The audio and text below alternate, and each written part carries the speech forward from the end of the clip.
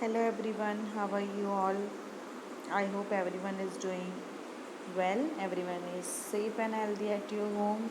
So, today we have come here to learn about the chapter that is improvement in food resources. Yes, children, this is your chapter number 15, biology of class 9th, and yes, this is your part 1.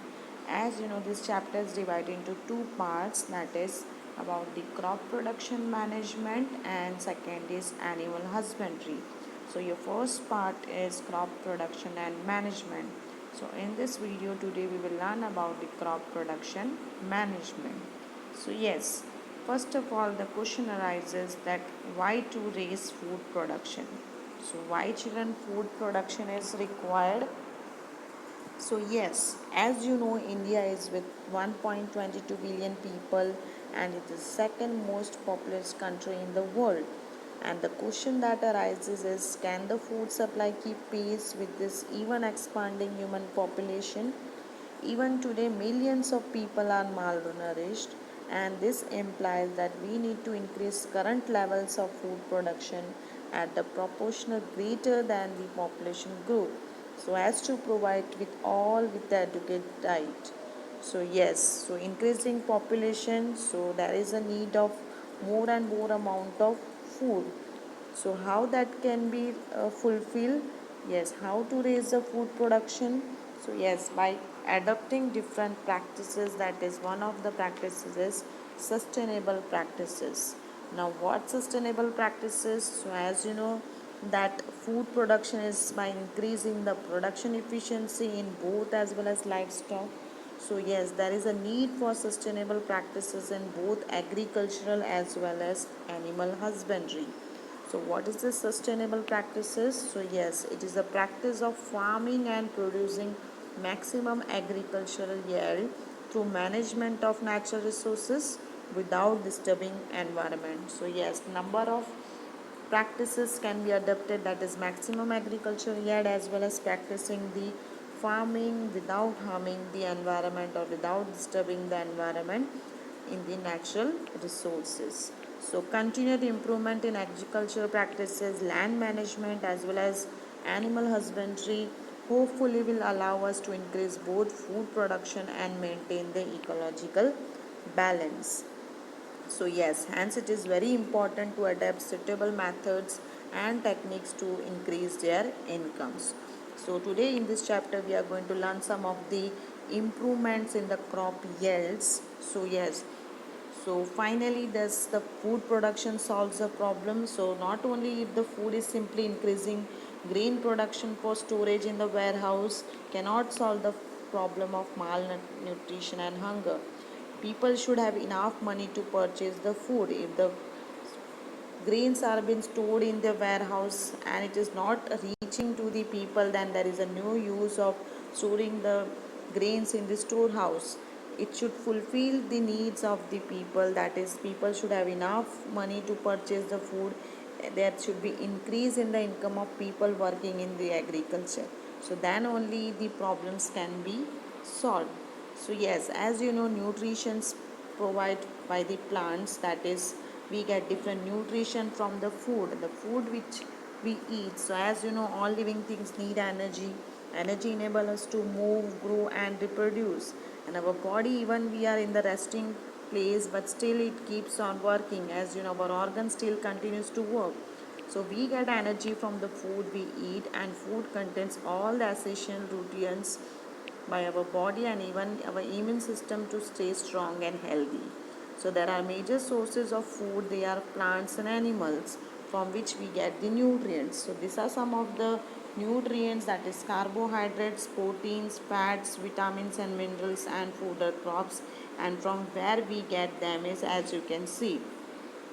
Then yes, based on that type, even the crops can be grown in the different climatic conditions. So different crops require different climatic condition, even temperature, even photo period is one of the important factor for the growth and completion of their life cycle. So as you know, there are 12 months, we have different seasons. According to the seasons, the crops are being grown. So yes, the various classification of crops based on their commercial as well as seasonal wise are, that is, there are commercial classification which are on the basis of trade and commercial aspects, like food crops, fodder crops, commercial crops that can be sold in the market and through farmers get the benefit, whereas seasonal crops are classified as kharif crops and rabi crops. So rabi crops and kharif crops are the kind of crops which are grown in some of the seasons, and yes, even the duration of the daylight is an important factor of some crops. So this is because sunlight helps the plant in their physiological processes like photosynthesis. So hence, on the basis of seasonal variation, crops in India can be divided into different types, and among them are kharif crops and rabi crops. So kharif crops are mainly grown in the rainy seasons, and that is in the month of June to October. Like examples are paddy, soya bean, pigeon pea and maize. Whereas if we talk about rabi crops, then yes, they are grown in the winter season, that is from the month November to April, and some of the examples of rabi crops are wheat, gram, peas, mustard, etc. Then yes, as you know, India has shown tremendous advancement in the field of agriculture with special techniques and methodology. Now it has been possible to grow a crop in any season or throughout the year. Like you can see, example, maize was earlier grown only in the rainy season, but now it can be grown throughout the year. And even the cultivable land refers to land under cultivation. So how was it made possible to increase the crop yield without much increasing in the cultivable land? So this made possible by these three main factors or three main activities, and they are crop variety improvement, crop production management and crop protection management. So one by one we are going to see all these topics. So first of all, crop variety improvement means it involves the step taken to provide variety of high quality seeds. That is the step one, that is sowing of the seeds, starting with the selection of the seeds and growing them in a proper way. That is your first step. So in crop variety improvement, it will provide you variety of high quality seeds. Then yes, step 2, that is nurturing the crops, that is crop production improvement.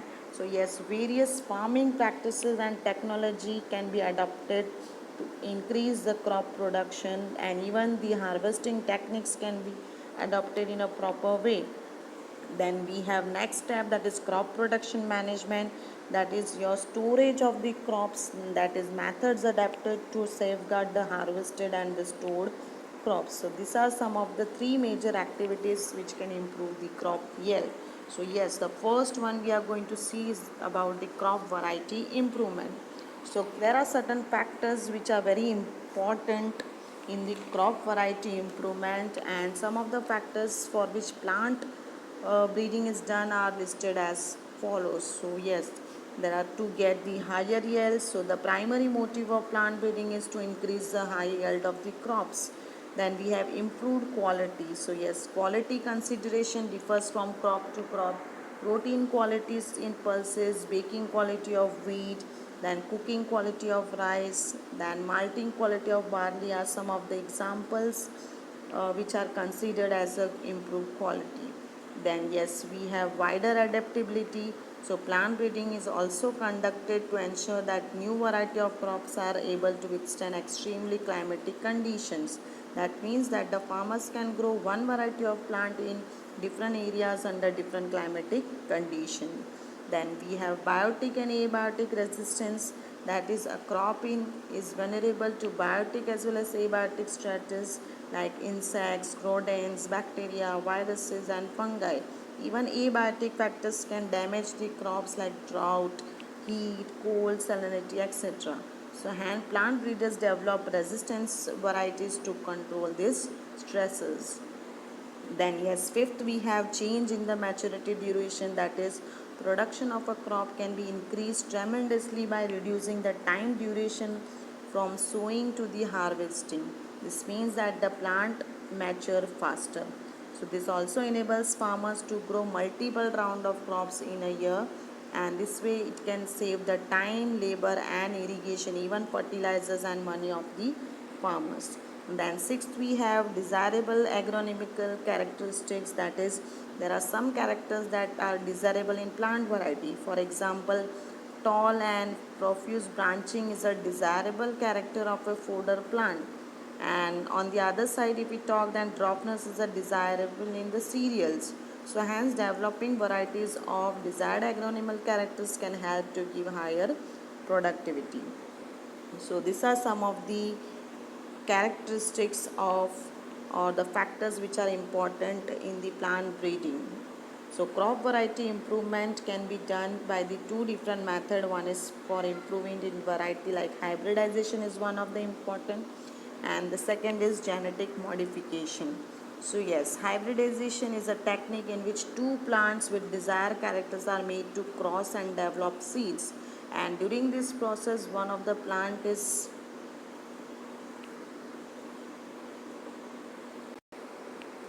so genetic modification is also done. So hybridization can be done by the different methods. So it is a crossing between genetically dissimilar plants, and they are classified into different types, that is intervarietal, interspecific and intergeneric.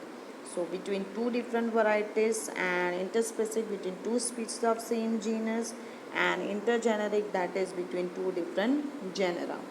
Then yes, genetic modification is also one of the method to improve the crop variety. That is, the technique involves transfer of one or more genes from one plant to another, and the plant into which a foreign gene is introduced is known as genetically modified plants.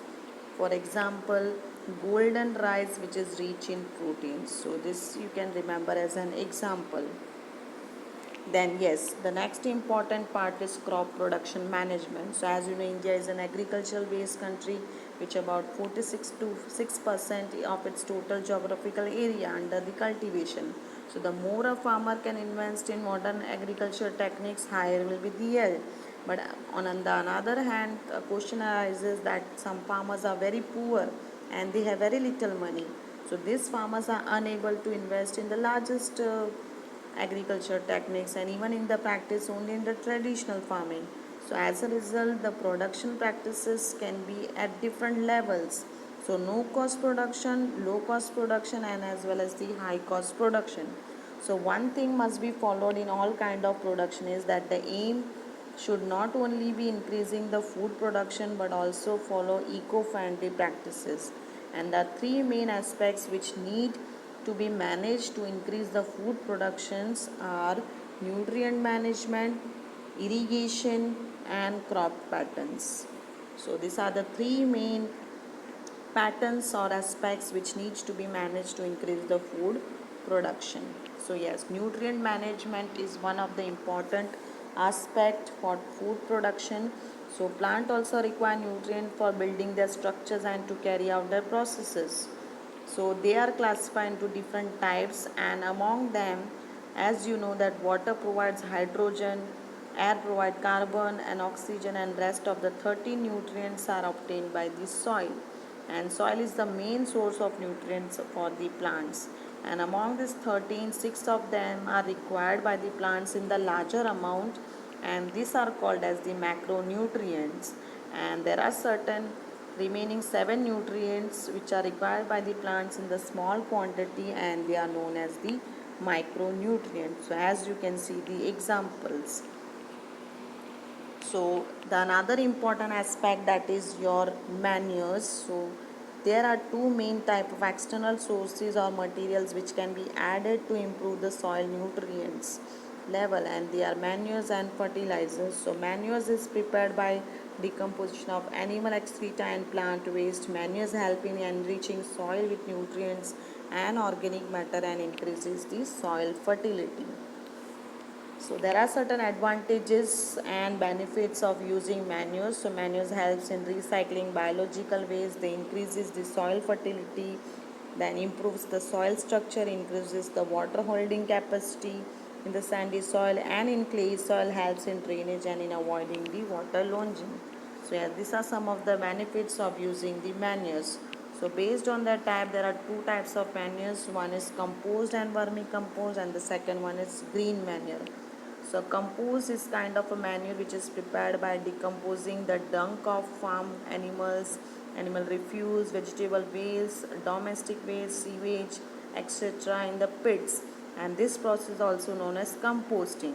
And the compost is very rich in organic matter and nutrients, and even earthworm have long been known as a farmer's friend, and they are recently being used to hasten the decomposition process, and the compost thus formed is known as the vermicomposting.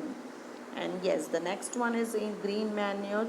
So before crop seeds are sown, many leguminous and non-leguminous crops are being grown in the field, and these leguminous crops are notable for their ability to fix atmospheric nitrogen. So these crops have bacteria in their root nodules which helps to convert atmospheric nitrogen into a form which can be used by the plants, and this way the soil get enriched with the different nutrients. And most common plant used for this are hemp, sweet, clover, cowpea, balsam, etc. Then next we have fertilizers. So fertilizers are commercially produced synthetic chemical substances. They are added to the soil to overcome the deficiency of nutrients and to maintain soil fertility. And they are very rich in potassium, nitrogen, phosphorus, and are being added to increase the vegetative growth, and therefore leads to good growth of plants. So fertilizers are expensive products, and hence only rich farmers can afford it. Of course, it leads to higher yield too. So even there are certain disadvantage of using these fertilizers. As you know, continuous use can destroy the soil fertility. Even microorganisms the soil are can be harmed, and even it leads to water pollution. So instead of that, we can adopt the organic farming. So yes, more and more people are opting the food that is organic food grows by the organic farmer. Now what is this organic farming? So organic farming is a kind of farming practice in which harmful chemicals are either not used at all, and or if it is used and it is in the minimum amount. So the farmers engage in this type of farming use organic manures and bioagents, and this organic manures helps in recycling the farm waste. Bioagents such as blue-green algae are used to prepare the biofertilizers. Even some neem leaves are used to protect the grains during the storage, and they act as a biopesticides. So there are also various type of cropping methods that helps in protecting the crops from pest in the natural way. So this is how organic farming can be used. The next important aspect for this crop production is irrigation. So yes, water is an essential requirement for all the living beings. Plant also require water to thrive, hence it is a basic component of all the type of agriculture. Even soil which is supposed to be source of life is barren without the water. So as you know, in India most of the agricultural land is rain fed. This means that the productivity of the crops in many areas depend largely on the rainfall or monsoon. So poor rainfall would mean low productivity, and the monsoon climate is reacting in terms of duration. So to overcome this, such alternative arrangement of water supply can be used like irrigation. So the ways to water crops at the right stages during the growing season can increase the aspect yields of any crop. So poor monsoon can cause crop failure. So water resources can be used like wells, canals, rivers, tanks, etc. So the another method is the rainwater harvesting, which involves building small check dams, which leads to increase in groundwater levels, and check dams stop the rainwater from flowing away and away the reduce soil erosion. Yes, another important aspect is crop patterns. So there are different type of crop patterns. One is mixed cropping, intercropping, and crop rotation. So mixed cropping, that is growing two or more crops simultaneously on the same piece of land, whereas intercropping is growing two or more crops simultaneously on the same piece of land in a definite pattern. And crop protection can be done by growing of different crops on a piece of land in a pre-planned succession. And the advantages of cropping patterns are mixed cropping reduces risk and even gives some insurance to crops against failure of one of the crop, and intercropping ensures maximum utilization of nutrients supplied and also prevent pest and disease from spreading to all the plants. And by crop rotation, 2 or 3 crops can be grown in a year with good harvest. Then next, the important point we have, that is crop protection management, which involves field crops which are invested by a large number of weeds, insect, pests and diseases. So if these are not controlled at the appropriate time, then they can damage the crops. So yes, there are different methods which can be adopted. So yes, uh, crops needs to be managed and protected right from time the seeds they are stored to the storage. So crops are very important for us and hence becomes very essential for us to protect them. So there are different factors which can evenly damage these crops, that are weeds, insects, pests, disease causing pathogens. So first of all, what are these weeds? So weeds are the unwanted plants which grow along with the cultivated crops, and they can be removed with the help of different methods. And yes, then insects and pests can damage the crops in 3 different ways. That is, they can chew or cut the root, stem and leaf. Even certain insects puncture the plant parts and suck the cell sap with the help of their needle-like hollow beaks. And there are certain internal feeders. They bore into the stem and fruits, and they live inside the plant parts and harm the yield of the crops. And even there are certain disease causing pathogens which causes disease mainly in the plants, like there are certain agents like bacteria, fungi and viruses. These pathogens are present in soil, air and water and can be transmitted to the plants, and they can damage the plants and reduces the yields. So how we can control the weeds? So yes, weed control methods are mechanical removal with the help of hands. Then yes, natural methods which can be removed by preparing proper sowing seeds on time. Then chemical methods by spraying chemicals that do not harm the plant but only destroy the weeds. And then there are some biological method, that is by using certain organisms for controlling the weed. Then preventive measures, that proper seed bed preparation, timely sowing of the crops, intercropping and crop rotation can be done. And control of pests, that is use resistance varieties of seeds. Summer plowing, fields are being plowed deep in summer to destroy the weeds and pests. So these are some of the preventive measures against the pest. Then yes, the most important factor, that is storage of the grains. So one of the most important aspect of agriculture is to store the harvested grains properly. It has been found that improper storage of grains leads to 99% of losses in the year. And there are two main factors responsible for spoiling the grain during storage are biotic and abiotic factors. So biotic factors include insects, rodents, fungi, mites, bacteria, whereas abiotic factor includes moisture, temperature, etc. So they can cause degradation in the quality, even loss in the weight, even poor germinability and discoloration of produce. So all lead to poor marketability. So then what will be the benefit, or what will be the work hard of the farmers if the storage is not proper? So yes, preventive measures that can taken to prevent damage during storage, that is the grains which are being stored should be, the place should be dried and cleaned before storing, and chemical pesticides are used as a fumigants to kill the pests and insects.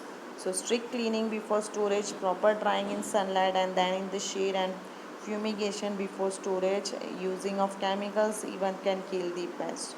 So these are some of the preventive and control measures for storage. So this is a flow chart of the crop production and management. So what we saw, that was types of crops, just classified into different types. So this is the short thing you can remember about the chapter, the points, important points you can remember about the topics. And this is your flow chart, you can remember in the form of different topics, that what exactly is the chapter. As I told you, we have discussed the first part. The second part we will see in the next video. Thank you children for today's video. Have a nice time. Take care everyone.